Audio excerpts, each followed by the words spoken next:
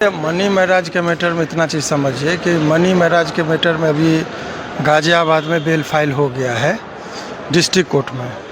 Magistrate तो उसी दिन वो चूँकि रिमांड के बाद यहाँ से गए थे, तो उम्मीद की जा रही है कि एक सप्ताह के अंदर में सुनवाई होगी। सारी एफआईआर की सारी बातें बताई गई है, उसमें जो त्रुटियाँ था। तो बेल के लिए जो आवेदन था उनका बेल के लिए दिया गया। बहुत जल्दी मनी महराज बाहर होंगे। क्या लगता है सर, मनी महराज कब तक बाहर आ जाएंगे? ठीक है, समय सीमा तो कहना अभी ठीक नहीं है, लेकिन बहुत जल्दी निकलेंगे। वो रोशन रोही वाला जो लंबे अवधि तक के लिए गया था, वो ऐसी नौबत नहीं है। तो सर बनु दगड़ जिस तरह से सोचती है कि उनको फंसाना है, उनको जेल से बाहर नहीं निकलना, कैरियर खराब कर देना है, तो क्या सर ऐसा नहीं देखने को मिलेगा? नहीं, किसी के कह देने से कैरियर नहीं खराब होता है। आजकल एक प्रचलन चला है कि मान लीजिए लिविंग रिलेशनशिप में रहे, लड़की वयस्क है, प्यार मोहब्बत करे और लड़का को 3 साल बाद रेप केस में फंसा दे। तो जज साहब भी विदक गए, अभी जो जुडिशल मजिस्ट्रेट साहब थे वहाँ पर बहुत एक लाइन में बोले कि इनको एक दिन भी हम जेल में नहीं रखेंगे, डिस्पोजल करना होता, नहीं तो डायरी मांगते हैं, लंबी टाइम लगता है। उन्होंने कहा कि नहीं ये लड़का निर्दोष है, उनका कमेंट था। उन्होंने बोला तुरंत आप डिस्ट्रिक्ट जज के पास जाइए, वो बेल देंगे। सर बनु दगड़ का साथ है हिंदू रक्षा दल का, तो कैसे सर? देखिए, जाति और धर्म के टिप्पणी से नहीं, कोर्ट अपने कानून पर चलता है जी। हर व्यक्ति कानून के नज़र में, वो पॉलिटिक्स करते हों, उन लोगों को एक जरिया चाहिए अपने आप को उजागर करने का, तो उनका अपना व्यक्तिगत चीज़ है, उस पर हम लोग का कोई टीका टिप्पणी नहीं।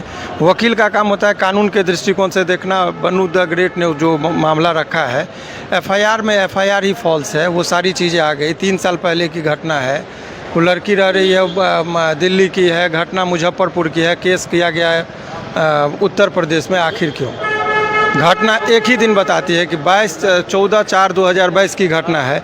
एक ही दिन में कोई किसी से बोलती है कोल्ड ड्रिंक्स में हमको दोस्ती हुआ, कोल्ड ड्रिंक्स में हमको नशीली पदार्थ मिलाया, और उसी दिन कहती है कि शारीरिक संबंध बना, उसी दिन वो प्रेग्नेंट हो गया और उसी दिन एबॉर्शन हो गया। इतना चीज़ संभव है? एफआईआर में लिखा है। मात्र एक दिन में इतना चीज़ कैसे हो सकता है? तो ये स्पष्ट है कि न घटना का चौहद्दी पता है, न घटना की तिथि पता है उसको। तो ऐसे परिस्थिति में तो ये कहा ही नहीं जा सकता है कि उसमें क्या है। तो एक जज साहब ने यही कहा कि भाई इसमें एक ही दिन में कैसे हो सकता है? एक ही दिन में उसकी घटना की तिथि, एक ही घटना। देखिए, फिर से मैं रिपीट कर रहा हूँ, एफआईआर के साथ भी जब ऑफिस में आएंगे मैं पूरा डिटेल बताऊँगा। घटना बता रही है कि 14/4/2022 में कह रही कि हमको दोस्ती भी हो गया, क्योंकि घटना कब से कब तक का एक एफआईआर का कॉलम होता है। तो बोला 14/4/2022 से लेकर 14/4/2022 तक, यानी एक ही दिन की घटना है। इतना ही में वो विवरण दे रही है कि हमारे साथ दोस्ती हुआ, जाति छुपाकर, नाम छुपाकर। उसके बाद बता रही कि दोस्त फिर हमको कोल्ड ड्रिंक्स में नशीला पदार्थ मिलाया, फिर बेहोश किया, हमारे साथ दुष्कर्म किया, फिर हम प्रेग्नेंट हो गए तो फिर ये जो है सो एबॉर्शन कराया। तो एक ही दिन में ऐसे कैसे हो सकता है? संभव? तो ये तो फंसाने का जो साजिश था, तो एफआईआर पर सारी बातें हैं। आदमी गलत तरीके से, देखिए सच्चाई होती है। सोशल मीडिया में चल रहा है सर कि मनी महराज को पिटाई कर रही है।